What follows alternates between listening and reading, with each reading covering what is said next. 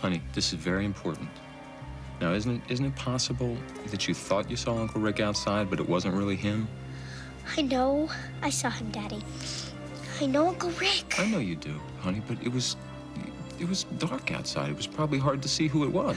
I know what I saw, Daddy. I saw Carl hitting Mommy. So I yelled out the window to her, but she couldn't hear me. You saw Mommy being hurt? Yes. Carl was hitting her, just like in Arizona, and Uncle Rick was there. He brought me balloons. Okay. I know he did. He brought you those balloons. It was supposed to be my own birthday party. I know. Okay, sweetie, you know what? You gotta help me. Why did Carl have to come? I don't know, honey. He kept hitting her. He wouldn't stop. Okay. Is that when you saw Uncle Rick? Yes, he brought me balloons. I know he brought you the balloons, honey, but that was early. He was outside. So was Mommy and Carl. You believe me, don't you, Daddy? I believe you, honey. I need you to tell me exactly what you saw Uncle Rick do.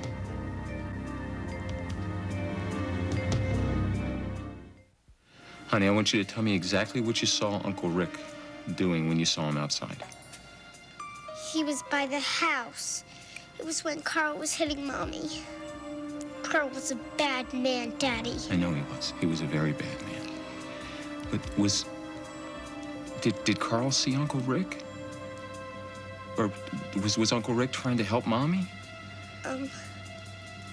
Uncle Rick's your friend. He went to high school with you and Right. Mommy. And was he trying to protect Mommy? Carl made Mommy cry. Was she crying when Rick came? No, not then. She cried a lot in Arizona. Honey, I don't want you to think about Arizona right now. I need you to tell me about the night of your party. Did Carl try to hurt Uncle Rick? No, Daddy, I told you. Carl hurt Mommy, not Uncle Rick. Right. Honey, I want you to tell me everything that you saw from your window that night, okay? Everything? Everything. I saw Carl with Mommy out my window, so I ran downstairs to help. You went outside when Carl was hurting Mommy? I wanted Carl to stop hurting her. Where did you go? By the house with all the plants. You went out to the potting shed. Is that where you saw Uncle Rick? No, Daddy, I told you. I saw Uncle Rick from the window by the stairs. Honey, you didn't say anything about the window by the stairs. I told you everything. I'm trying to help, Daddy. No, honey, I know you're trying to help, and you are helping. You're helping a lot. But I need you to really try to remember. Tell me everything that you saw from your window in the bedroom, and tell me what you saw from the window I on the told stairs. you everything. Mommy told me not to tell you, and she's gonna be so mad at me. She's not gonna be mad. Yes, she is. Just tell me what happened with Uncle Rick. I can't. Yes, you can, Remember, I don't want to talk about honey. this anymore. Philip, what is going on here? Huh?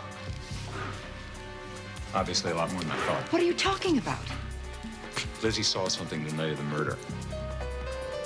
What did she see? Did she see somebody? Did she see J.C. Clayton? What did she see? No, he was cleared. He wasn't anywhere near here that night. He was cleared and no one told me? I've been thinking I'm responsible? No, I left a message on your machine. You didn't get it? No, I've been working at the hospital. It must have been today. Well, I did.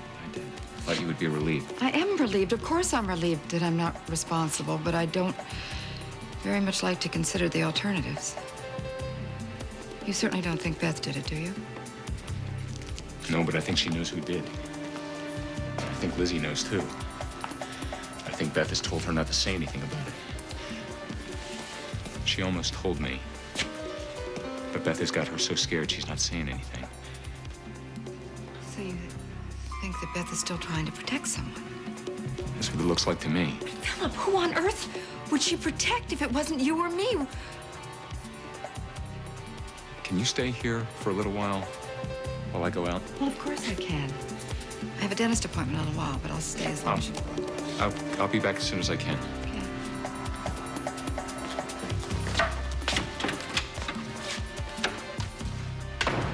It's Harley. you know? It's Harley. She's like a dog with a bone, and she is not gonna let up until she gets what she wants. So this is just about Harley? No, it's not just about Harley. It is about Philip, but she is the reason. She's the reason that Philip is running around asking all kinds of questions.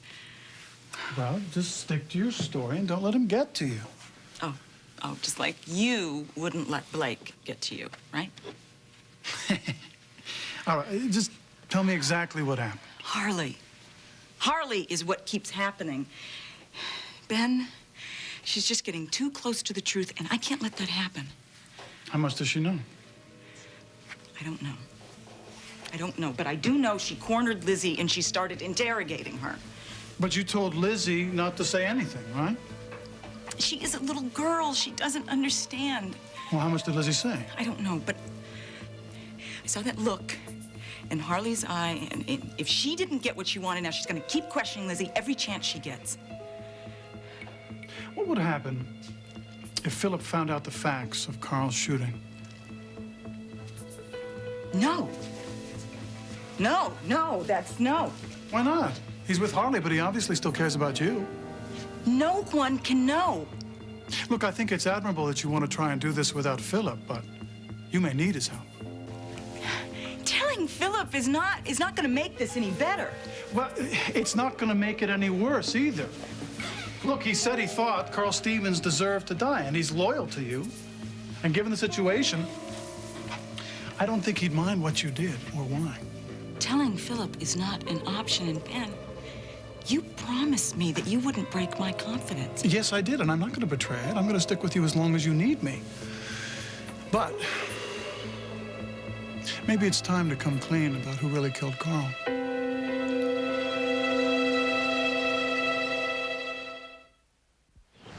You still miss her. You're still in so much pain. I don't know that that's ever going to go away. Then I should tell you something. No, you know what? Let me go first, okay? There's something that I want to say to you that I should have said a long time ago. No, I have a confession. It's okay. Whatever it is, it doesn't matter. But you don't know what I did. I don't care. It's okay. I told you I came here to think, and that's not entirely true. I came here to say goodbye to Riva, to the love of my life, to the mother of my children. But you don't have Yes, to. I do. I have to. Since Riva's died, I've not been able to accept the fact that I'm going to have to spend the rest of my life without her. That's why you were brought into this world. That's why I asked you to do the impossible task of becoming her, and that was wrong, and I'm sorry for that. No, I was brought into this world by your love, and you don't have to apologize for that. Well, maybe my reasons were right, but this whole thing is wrong. I've tried to mold you into somebody that you're not. I even got mad at you when you did things differently than Riva would have done. But that's okay. It made me try harder. But why should you have to try harder? Why should you have to be anyone other than who you are? You're a beautiful, smart, funny person. You deserve a great life. I have a great life.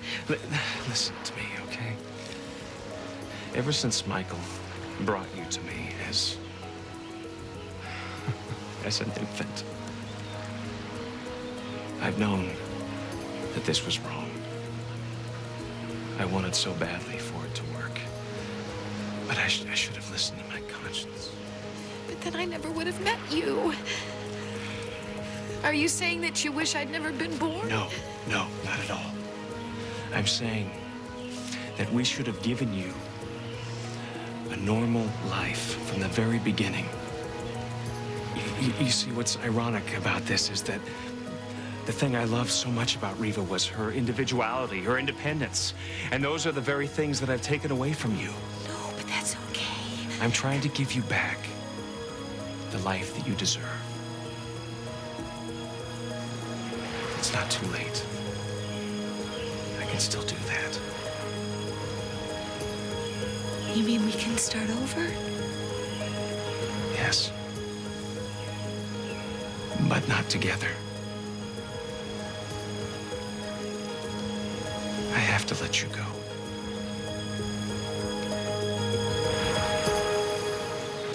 I mean, I already explained to you that Josh funded my research until he was no longer interested in it. Now that I buy.